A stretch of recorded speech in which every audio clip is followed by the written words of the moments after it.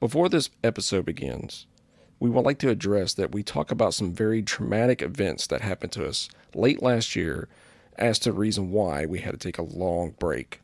If this sort of thing bothers you, you may want to skip ahead just a little bit. Thank you for understanding, and now the episode begins. Hello, everyone. Welcome to Measuring the Score podcast, the podcast where we offer our opinions on film scores and the films they're inspired by. I'm Chris. And I'm Leslie. Let's get started.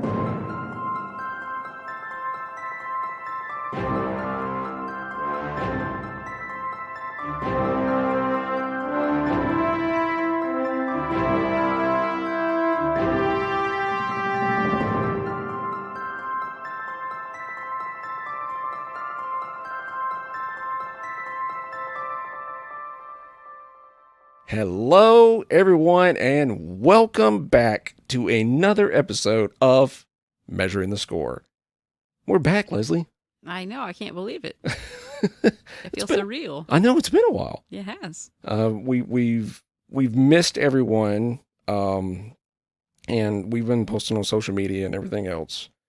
We're going to talk about why we had to take such a long break.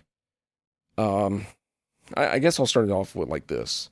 Leslie and I have been trying to have children for 10 years. No lie. It's taken that long. So May of last year, we were very excited and happy that we had signs that, we were going to have a child. And unfortunately, some things happened and it just didn't happen. We lost that opportunity. But I had a miscarriage. yes, Leslie had a miscarriage. And we needed to take a break from that. It was traumatic and it was sad. Yeah. Considering, the length of time that we have been trying to have children. So shortly after that, we went to a fertility doctor because, I am older. I'm 40. Yep. And for him to tell me that I'm just old and can't have children. And we eventually got pregnant.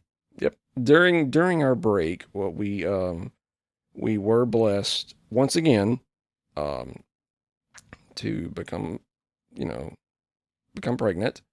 And I hate to use this term, but this one stuck. Ha ha.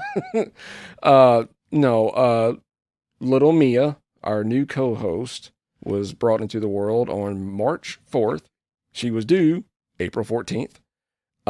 So that's the reason why we were taking a break because of the miscarriage. And then during that break, Leslie became pregnant and there was a lot of complications and things going on, so we couldn't really come back. I stayed sick most of my pregnancy, and then there at the end, I developed preeclampsia, which is very serious. My blood pressure skyrocketed through the roof.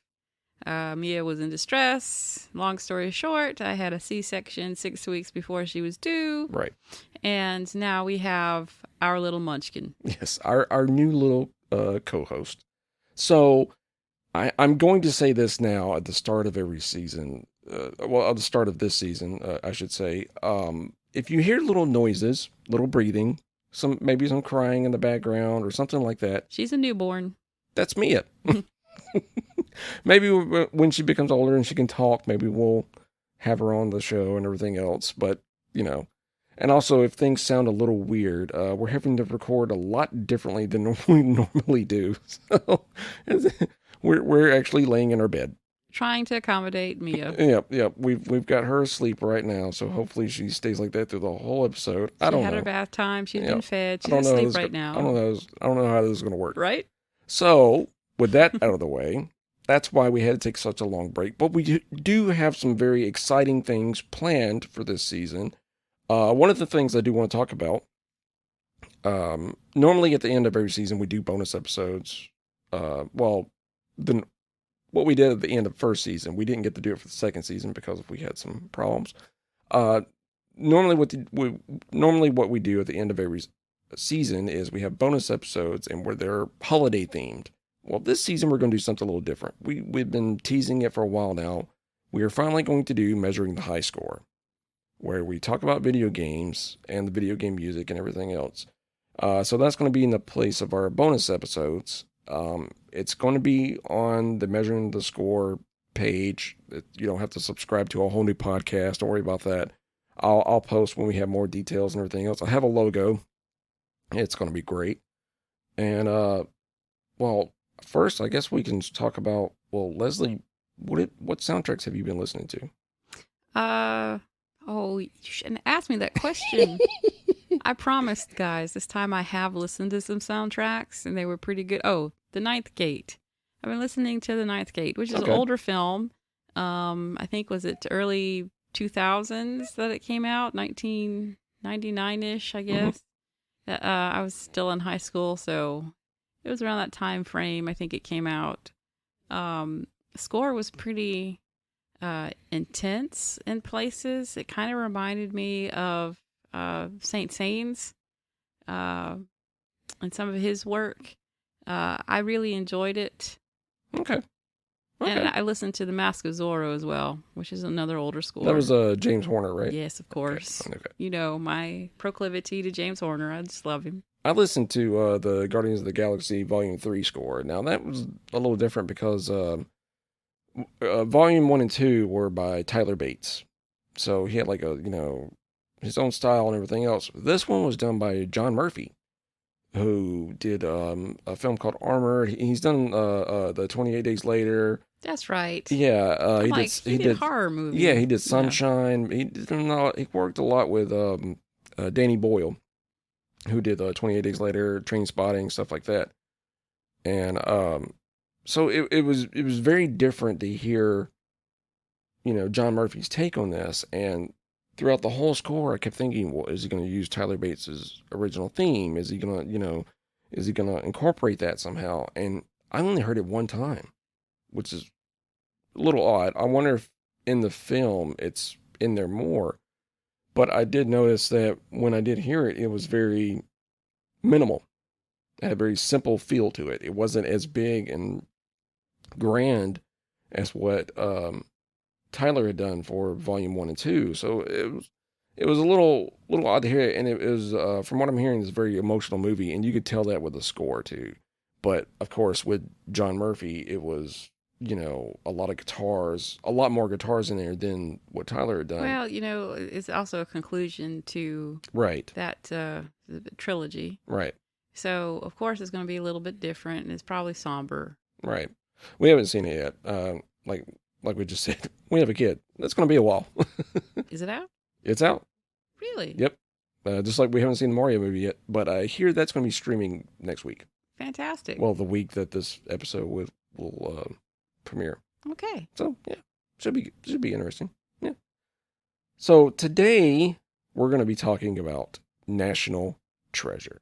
Now, should I say that this is my favorite film? Because I'm like pretty much every time we start an episode. We've discussed this before. You really like heist films, and this is like the ultimate heist film. It's not the ultimate heist film. It's more Indiana Jones. Yeah, I don't think so. No, it is. All right. So a poll. Who agrees with me? Is it more action adventure, Indiana Jones, or is it heist? So let us know in the comments on Twitter, Facebook, Instagram, wherever. Wherever you listen to your podcast. Interwebs. Interwebs. Yes, the interwebs. Now, with this score, I still have it. I have it on CD.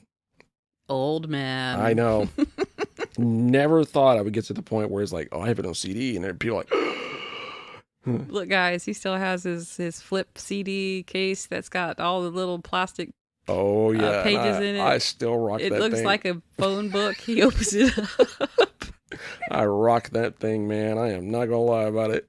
It's great. It's got all my score and soundtracks. As I look over to our desk over there and see my CD Discman. All right, so I used to listen to it a lot. It was one of those like go-to soundtracks that would just pop it in because the first track, the National Treasure Suite. You get the piano, kind of mysterious piano coming in there with the guitar. It's like a guitar synth where it's not playing like a full note. It's a little weird, but I really liked that part, and that the orchestra comes in. But the thing about this orchestra, it does not sound real. It sounds very, very synthesized.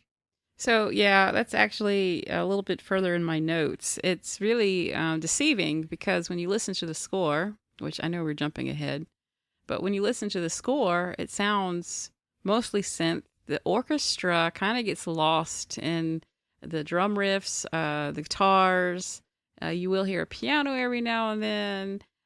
But from the trivia that I was reading, the score was actually recorded with a full orchestra. Really? Yes, he used a full orchestra, and you can't hear it over all the synthesized elements that they've Wow. added to the. So it's deceiving. It's really deceptive. I am very shocked by that because Yeah. there are a lot of moments in there where it sounded very synth. It did. I mean, especially the opening part, the National Treasure Suite on the soundtrack version. Because It he sounded, added all of that stuff. Oh man. No, I mean there are a lot of moments like with the I guess it's the full theme or Ben's theme where Nicolas Cage is riding through on the snowplow and everything else, and you get the full patriotic Right. theme come in. Now that sounds like a real orchestra, but the National Treasure Suite, I could have swore that was all synth. That was the trivia that I read. Wow. So, National Treasure, this score here was released in 2004. It grossed $347.5 million at the box office. Wow. The original rough cut of the film was 4 hours long. Can you imagine editing 4 hours worth of film? Considering I'm editing I don't even know how long the movie is. I made a film on my paternity leave, and I'm attempting to edit that right now. And how much of a pain in the butt that is, I cannot imagine. But people get paid tons of money to do right? that. Yeah. Oh my god. And fun fact, it is one of the only films that Sean Bean's character does not die. That was great. That's right. Yeah. I've always known him to play as a bad guy, and I've always known him to die. Yeah, because I am so sorry if I get his name wrong. Wasn't he Boromir in Lord of the Rings? Yes. And I think Yes. you got his name wrong. Did I? I don't think I did. I'm going to look this up. I don't right think now. it's called. I don't think it's pronounced that way. Well, I'm going to find out. Oh, okay. Let you Google it. All right, I'm going to Google it. So, another trivia piece that we have is that the names Ben, Patrick, and John Gates. Ooh, it is Boromir. Boromir. Boromir. So you had to interrupt me Yes, I did. to correct me. You are not right, sir. We haven't done this in a while. It's Something's fun. wrong with you. Anyway, Ben, Patrick, and John Gates' characters, they were named after actual founding fathers, Benjamin Franklin, of course, Patrick Henry, and John Adams. Okay. Yeah. Yeah, that's pretty cool. Now, the National Treasure series, it went on to keep going. There's a TV show, which we'll talk about that later on. The movie, though, when I remember seeing the trailer for it when it was announced and everything else, it was like, wait, what? Nicolas Cage is Indiana Jones? Like, what's going on? That's what it looked like. It really looked like. But the way they set it up was the whole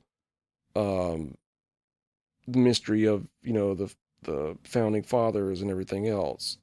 That was what really intrigued me. That was the one thing, like, the eye of the pyramid. He was like, oh, that we're going to explain that and Oh, everything the else. Freemasons. Yeah. And that was just crazy. That was really cool at the time. I remember seeing that. Then it was like Nicolas Cage. I'm like, wait, what? Yeah, see, that time period is a blur for me because I was going through geology program Right. and I hadn't graduated yet. And so I was in school. I don't even remember 2002 to 2006. It's kind of blurry in there for me. All right. So let's get to the score. Sure. All right. So Chris just wants. He's like, let's get this over yeah, with. I want to get to the score. Now, the score was written by Trevor Rabin.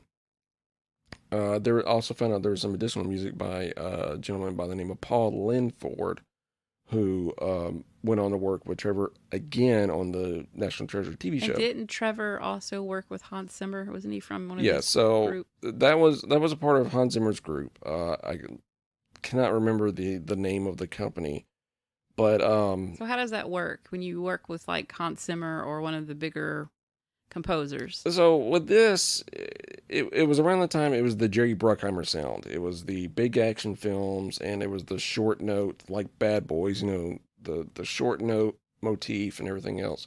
And it was around that time Hans Zimmer was gathering all these composers together. So it was basically they was just working out of one company, and it was a lot of Jerry Bruckheimer films, but they would just like, okay, well this person, they would come to this company and say like, hey, I've got this film. Okay, well this composer can work on it, or this guy can work on it, or this guy can So work they on just it. like piecemeal it and say, hey, I need you to work on these time codes. I need you to work on these Well, time codes. not really piecemeal it, but it would be like, say, Hans Zimmer's working on one movie, and then Jerry Bruckheimer comes and says, hey, we got this action film. It's called National Treasure. Oh, well, Trevor Rabin will be good for it. Let's get Trevor. Hey, Trevor, let's do it. And that's how they scored Pirates of the Caribbean. It was the entire army of those composers. Like Trevor Rabin, he did guitars on the second Pirates of the Caribbean film. So that's how they all met. And it was like Trevor also worked with Mark Mancina on Twister because they were friends. And that's how it worked with these people. And Trevor was really known for like Armageddon. He worked on Con Air with Mark Mancina. Con Air, also Nicolas Cage. Exactly. And that I want to say he may have worked a little bit on The Rock as well. Oh, I hadn't seen that one in forever. That was a good film. But yeah, and Trevor, I really loved his work, especially for Deep Blue Sea. That is a really great score by him. It has the simple piano motif like Jaws. It's like a simple 4-note motif, or it's probably more than that, but it was just the way it is, a simple motif, big, huge orchestra, and you can tell it's an orchestra, not that it sounds synthesized, but it has like a lot of action moments in the score. I thought it was really fun. Now I'm gonna have to go back and listen to it. But just, like I said from earlier, just with the start of this soundtrack, that's what I heard online, and that's what drew me in for this film. I was like, I've got to get that score. That's when I had to order the CD for it, because I loved that opening track with the guitars. So I want to preface this. I like the score. So it's hard, and I've said this before in a few of our earlier episodes. It is hard when you like something, or like the score rather, and you have to start to critique it in a different way. Right. So, we've talked about our process on this show before. We listen to the score, and then we compare it to the movie to see if it works, and we have our three criteria that we normally, rate the score on. So for me, liking the score, I had to kind of put that in the back of my mind when I started to listen to it.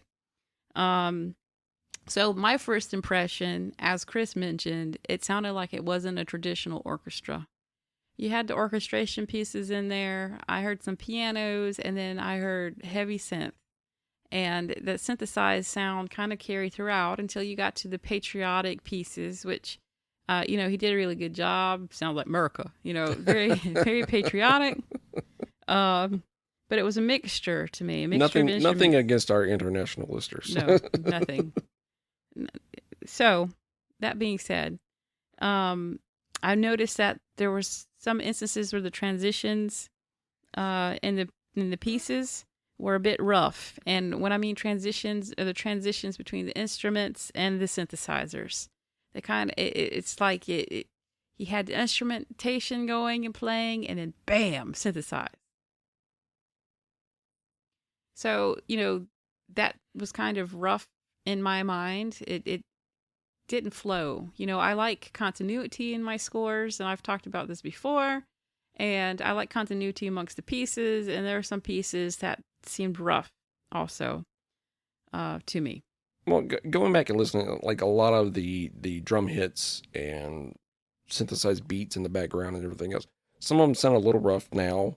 Back then, it was really cool. I like the style back then, but the beats just to me kind of work, but then at the same time they don't. Sometimes they're a little bigger than maybe they should be, and this is just judging on the score it's on its own. But I still love the guitar, coming in there at the very beginning. The very short riff notes. I love that, and of course, I love the big orchestral theme where he says, America. Uh, but it sounds really good though. It has a great sound to it. It has a nice flow. I love the notation. I love the theme itself, and how the piano and that note there does play out throughout the rest of the score. That is nice. There is some continuity there, but as far as continuity and transitions between the instruments, it is a little rough. Is there a specific track you want to talk about? So, I always talk about either a specific track or a specific motif. Well, there are two tracks that I would like to talk about, and it's actually the very first piece, the National Treasure Suite, because at the very beginning, to me, in my mind, it was reminiscent of Unsolved Mysteries. The music was like, that's very Unsolved Mysteries like. I don't know if he was like. Well, it's almost a fantasy. A fantasy mystery element to it. Maybe that's where I don't know, because Unsolved Mysteries was the creepiest movie of all time. Scared the crap out of me as a kid. Oh no, creepiest TV show. No, the music was creepy. No, you said creepiest movie of all time. Did I say? No, I said music. I thought. I don't know. I don't know what I said. I have mom brain. I'm sorry. Anyway, and we're tired too. Right? I'll admit that. But it had that Unsolved Mysteries feeling throughout that first piece, in my opinion. I can almost guess what the next track is we're going to talk about. Interrogation. Yeah, there it is. So, Interrogation, I'm going to put it as simple as possible. It reminded me of a soup pot. And you start adding your water and your stuff you want to make your soup with, some onions, and then all of a sudden you just dump a whole bunch of garbage in there and let it boil. So that's how the sound to me. Listening to this track, I'm listening to it and I'm like, okay, it's starting off pretty good. And then the percussion comes in there and it just goes just crazy. Bonkers. It really does. It's like, whoa, it's too much. So I'm listening to this going, okay, well, maybe it's going to work for the film. Maybe when I watch the film, it's going to be a little bit different. It won't be as bad then. But, listening to it on its own, it is way too much going on. It just really is. And I mean, I'm guilty of it myself as a composer. I've done stuff like this before. I've added too much in there. Well, just mainly because you're trying to convey the craziness. You're trying to convey the chaos that's happening. It starts off with the main motif and it's slow, right. And it starts to build and I'm like, okay, yeah, I'm getting into this. And then all of a sudden it's just, okay, let's add all of this in the kitchen sink and we're going to add the bathtub, let's throw this tiny dog in there. I mean, it went crazy and it was too many sounds and it was too fast paced in my opinion. It was. Just even listening to it on its own. It wasn't enjoyable to listen to. No, it was not. I mean, and now keep in mind there are, I understand this is for a film and it's trying to, follow the scene and everything else. But at the same time, you want it to still be enjoyable to listen to. And you can have chaos, but it's still enjoyable. Yeah, no, I didn't like and that. Yeah, not with this one. But overall, the rest of the score, like the foot chase, those were really fun to listen to. We've covered a few scores. Granted, this is season 3. So yeah, we've covered a few scores. And, when I think of chaos, I think of The Mummy because you've got the chaotic elements there and how, he handled that. And it still was kind of eloquently done. Bad Boys, for example. Bad Boys. Mark Mancina, which I'm pretty sure Trevor Rabin worked on. Mark Mancina did a great job of conveying the chaos, especially with the horse chase. Right. Score cue. I mean, I thought that was really well done. And there was a lot of chaos going on. I mean, it was Michael Bay for crying out loud. Explosions. Well, it was Michael Bay. Subtle because it was his first film. Tiny explosions. But with this, it was like with this one track in particular, it was too much. It was just way too much. And I mean, but the rest of the tracks were very enjoyable to listen to. one of the tracks I really liked was the preparation montage. Thought that was pretty cool because it just showcased the technology. You could tell that was just they're planning something, and it's kind of fun. I like that one. That one was pretty cool. Aside from the National Treasure Suite. Aside from the main motif. Yeah, exactly. Yeah, it was pretty cool. Uh, So, our next part, which, we haven't recorded in a while, we start talking about the movie. Yep. And this was hard because I really like this movie. We like the movie. We've mentioned this before. We're going to have a few films this go around that we really like. It's going to be hard for us. So, we're trying not to be partial. So, all right. Before we start talking about the score with the film, now, just watching the film on its own, was it hard to take the nostalgia glasses off and just, critique the film, or were you watching it where you still like, the goofy grin, like this is still fun? No. I don't know what's happened in my brain. I don't know if it's this pregnancy that I, just got out of, but I started watching it and I'm like, this is such a fast-paced film. This is intense throughout. There's like no moment of rest. Honestly, that was the first thing I noticed. I agree with you. It was a very fast-moving movie. Maybe it was because I'm so tired. I don't know, but I'm just like, they don't rest. Well, one thing that really gets me though is that it was Walt Disney. It was Walt Disney Pictures, because I think from what I read in the trivia, it was originally supposed to be through Touchstone Pictures. But when they figured out it was more family friendly, Walt Disney picked it up and released it. And that's when it started a string of Walt Disney, Jerry Bruckheimer films. And actually I think that started with Pirates of the Caribbean, maybe. Either way. And it was working out a lot because the same creative team here went on to work with make National Treasure Book of Secrets, The Sorcerer's Apprentice. I like The Sorcerer's Apprentice. Yeah, it was a lot of fun, but there was a lot of controversy on that set. We'll talk about that because we may cover that one day. But no, it was still a fun movie. It wasn't fun. It was very fast. It's still fast paced, but it was still such a fun movie. Real fast paced. Yeah. Now, you said it when we were watching it. So at the very beginning, you see him tell the story. Yeah, to you got his child. Christopher Plummer. Right. He's telling the story of the treasure, and still want that chair. The score is very subtle there. There's a scene in there at the very beginning where the kid is pulling his chair back just so it's like a step stool. Step stool. Oh, that one. I remember when I saw that, I was like, I want that chair. I want that chair. I need it for my office for no reason. Yeah, exactly. And then that's what happened when we were watching it. And Liz oh, that's so cool. And I was like, yes. Right? I was like, I want that. My grandma had something similar I guess she got it in the 60s, but it was like a sit-down stool, but it converted into a step stool. Yeah. It was pretty cool. That's pretty cool. Yeah, I remember it was yellow. It used to sit in the corner. Us little kids could fit on it. We'd sit on it. We'd go see Grandma. So the movie begins with Christopher Plummer telling young Nicolas Cage's character, Ben, the story of the family Gates, of how they know about this treasure from Charles Carroll. And, it keeps going, and you get glimpses of John Voight with a terrible wig.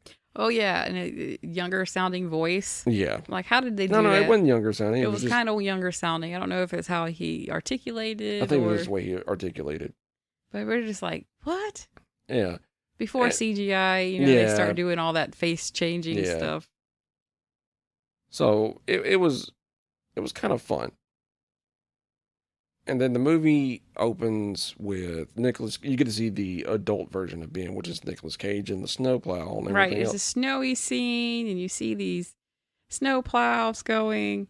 They're in the middle of nowhere. And you get introduced to Sean Bean's character, Ian, and then you get introduced to the comic relief, Riley.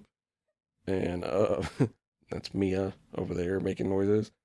And that's when you get the big patriotic, sounding theme. And so Nicolas Cage, trying to find the Charlotte, and to me, it was very curious of why they were using metal detectors.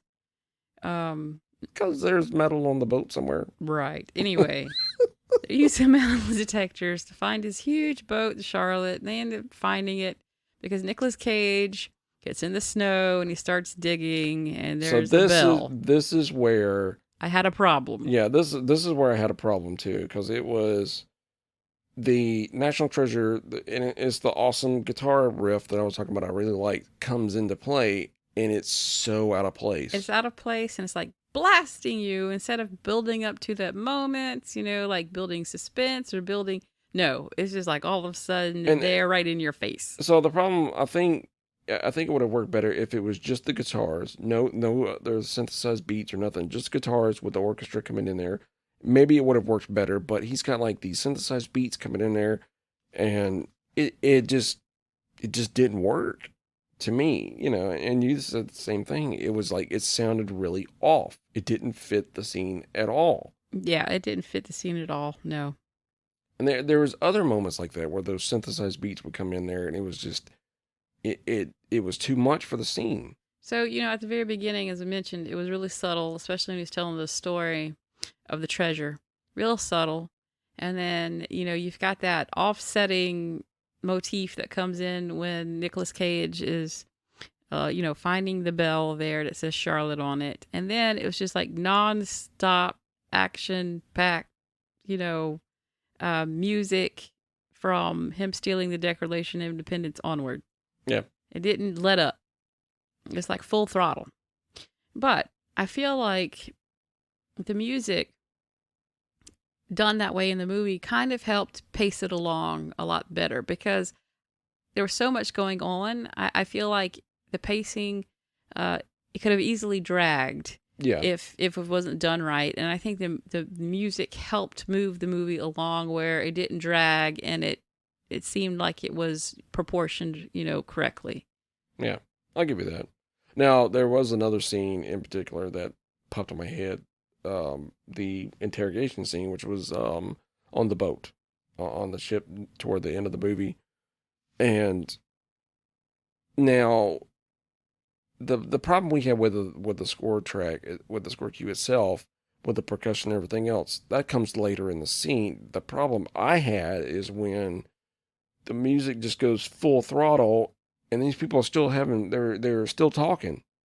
They're still having like a dialogue, and the music's just like, going crazy with the synthesized beats and everything else. It's like, it's not really fitting. It's like he should have still been building up, right? Not just going straight into the, action and stuff. And that to me was a little hard to deal with. Right. And I had an issue with the trio when they split up. So, there was a part in the movie where one of them took the Declaration of Independence. Oh, that's the, yeah. And one of them took the glasses. Right. And the real Declaration of Independence. I had an issue with the music there because, it was a typical chase, as always, typical chase music. And then they went overboard with the percussion. It just started to go crazy. And I'm like, whoa, this is way too much. And granted, I know that they were running and they were trying to get away from what's his face? Sean Bean. I was thinking Mr. Bean. No, Sean Bean. Technically, he is Mr. Bean, right? Yeah. I wonder if he gets called that, Mr. Bean. Yep. I really am curious now. I just want to go on Twitter, talk to Sean Bean. Sir, do you get called Mr. Bean a lot? Do you tell funny jokes? do you say good night, Teddy? Do you have a teddy bear named Teddy? We have issues. Anyway, I felt like they could have toned it down just a little bit. And the major issue that I have with all of these chase scenes and all this action music is that, to me, it felt generic. Yeah, now that is like a lot of the things I am hearing about the score, that they're saying that it was very generic.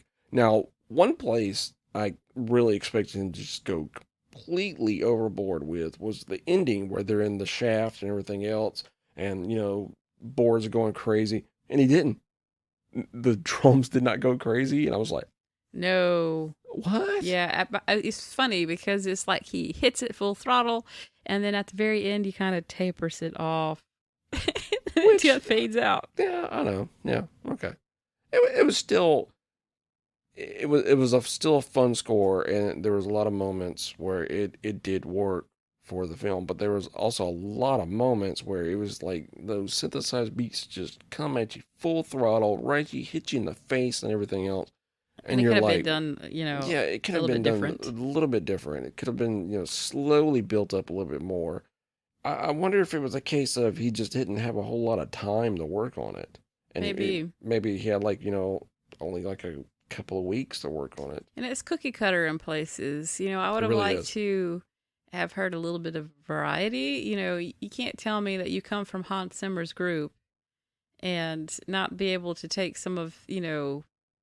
uh, some of his tricks uh, Well, with him, when he leaves. not only that is there was a lot of people saying that some of the themes in here sounded very reminiscent to Armageddon, Right. I saw that.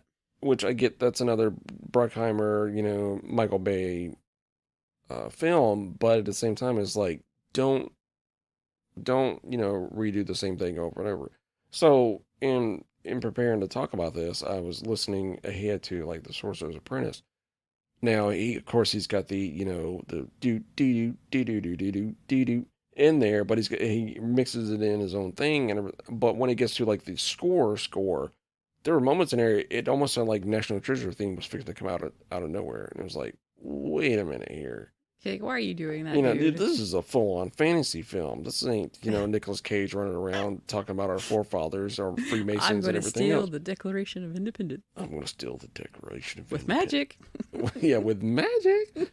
But but that's what it sounded like, though. It really did sound like the National Treasure theme was fixing to bust out of there, which I get it. John Turteltaub was the same director, National Treasure and Sorcerer's Apprentice, but do something different, change up your routine. And Trevor Rabin, he's a great composer, but there are a lot of times where he gets a little stale. I guess you could say a little generic, which generic works for some instances, but at the same time, eh. But the thing is, I will say this about the score: it's not generic enough to the point where it's forgettable, but it is generic in places where it needs to have something more memorable. More of a personality. Yeah. Yeah. Definitely more of a personality. Yeah. That is something that There's no oomph, no feeling. It's just like, okay, pedal to the metal, guys. Yeah. All right. So I guess we're going to get to our 3 critiques. Does it work for the film? Yes and no. Yeah. Yes and no. I think there are places that it works and there's places that it doesn't. Yeah. Yeah, and we kind of talked about that. The places where it does work, especially with like Ben's theme, the big patriotic theme, the driving main motif, even. Yeah. The piano motif, the unsolved mysteries thing, as Leslie says, that works when it comes in there. It adds the mystery. It adds the little bit of curiosity to it. I guess that's still in the vein of mystery, but it adds that to it. It works. But the places where it doesn't is when it just goes full blown overboard with the drum, chaotic, yes, with the percussion and the synthesized and stuff like that. And after learning that they used a full orchestra, I felt like they could have brought that orchestra out a little bit better instead of covering it up with all the synthesized, elements of the guitar pieces. Come to think of it, there's a recent score, Scream 6. I know that was done with a real orchestra. That was Brian Tyler and Sven Faulkner. I'm sorry if I pronounced your name wrong. I do apologize. That was a full orchestra, but there were moments in there I'm like, this sounds very synthesized. And when I say synthesized, if you don't use a synthesized orchestra in the right way, it will sound cheap. Well, it sounds pitchy. The instruments, don't sound right. So yeah, you can tell. Yeah, and that's one. I get it. It's a big action film. It's got to have all this big percussion and everything else, but you can do it in a very nonchalant way and actually be more impactful than just throwing notes out there. Right. Now, and the thing is, Trevor Rabin came back for National Treasure 2, and the TV series. And I think he might have learned from that because listening on to the rest of the scores, they're not as big with a percussion like that. They're a little tapered off. They have a little bit more orchestra to it. Especially the second film is just comes out swinging with a solo violin and everything else. It sounds great. And then there's a Paris, accordion coming in there. It was really cool. Now the second question: what is your favorite score piece or moment in the film? So, my favorite moment in the film is at the very end when they find the treasure room and he lights it up. Oh, And when with he the puts torch? the torch on Yeah. the oil and it lights up the whole treasure room, to me, that is just amazing. But it also correlates to my favorite score piece, which is the last piece of the soundtrack, which is Treasure. Yeah. I love that piece. And it's totally different than the other pieces, in the ensemble because it's not chase music. It's not fast paced. It actually has a melody. It's very somber sounding. I like it. Now, the first time I watched the film and watching it just now, it's pretty much every time I watch it, those torches, were you afraid that they were going to burn their faces? Yes. Those were, Especially considering they probably use a bunch of hairspray in their hair Oh, I before know. each take. And hairspray is flammable. ooh, man. Kind of like Michael Jackson when his hair went up in flames. Was that Michael Jackson? Yeah, it was during a Pepsi commercial, bless his heart. Oh, and yeah, it was. He ended up burning himself pretty badly Oh, because the pyrotechnics went wrong. yeah, I remember that. Now I feel bad for doing the hee hee. What's But wrong with you? no, the whole time I was watching that scene, I was like, dude, that's just like way too close to your face. And then you got old John Voight in there holding the torch, and I'm like, dude, get that away from him. He's gonna burn himself. Well, you would have found that on a trivia if somebody would set themselves on fire. Yeah. So favorite score piece, for me, it has to be the first chase. It's something about the way it starts with just the percussion, and then it just ramps up and everything else. And to me, that piece did work well for the first chase. I thought it was fun, and one of my favorite scenes is during that chase is when they're going through the dirt. You get the Russian guy, oh no, and they go through the dirt ramps and everything else, and then you get the shot inside the van, and like everybody's all bouncing around. I thought that was really cool.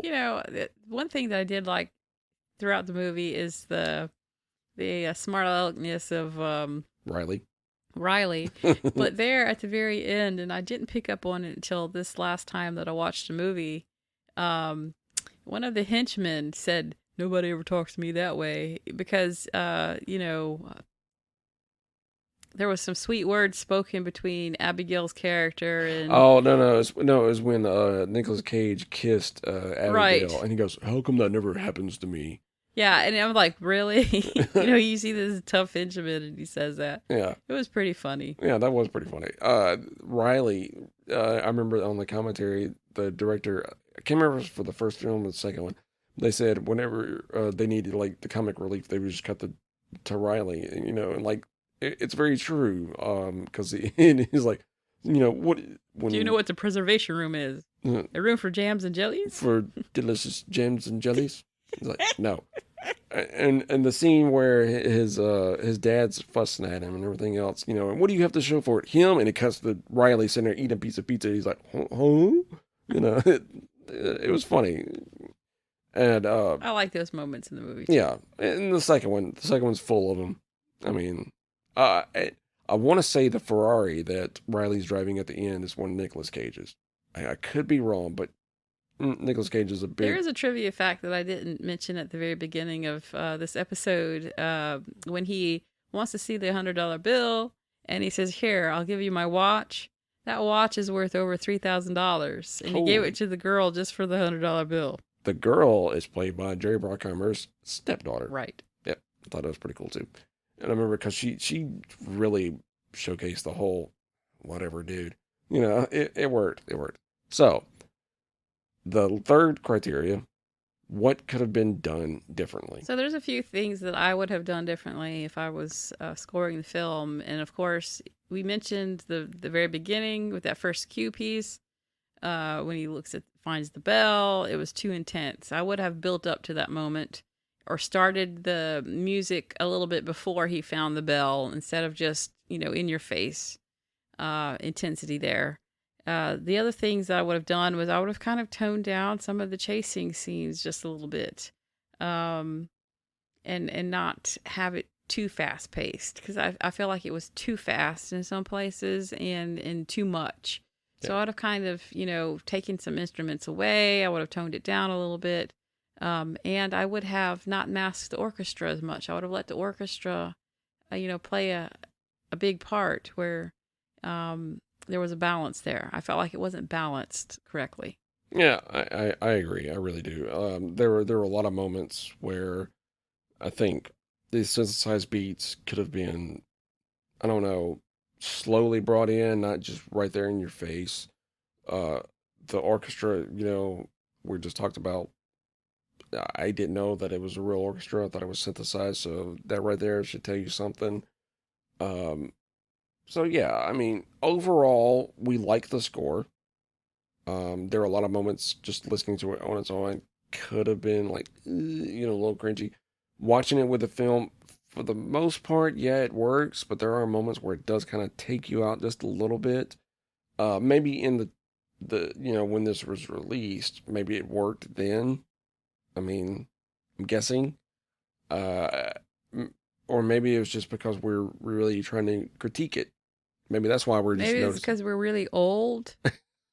We hear things differently now. Turn that down. That's too much. Get off my lawn. I don't want to be that person.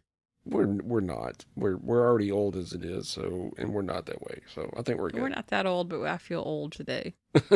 I guess it's because I'm tired. And we're trying to be upbeat for everybody listening, so it's just not working. It's really not. We are so tired. Having a newborn is rough, guys. It really is. Rough. So that's our thoughts on National Treasure. Let us know what you think.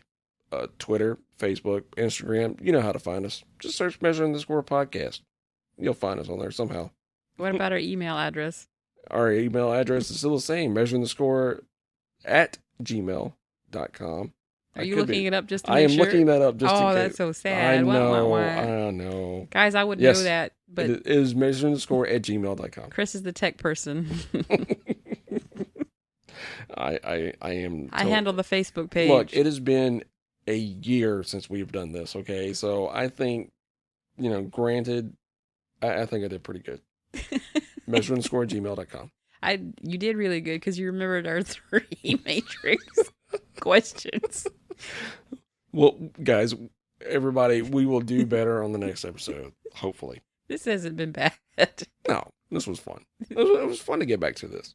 measuringthescore@gmail.com. Fantastic. Send us a message. If you want us to cover something, send that to us. We haven't forgotten about the other request. We will eventually weave them into our seasons.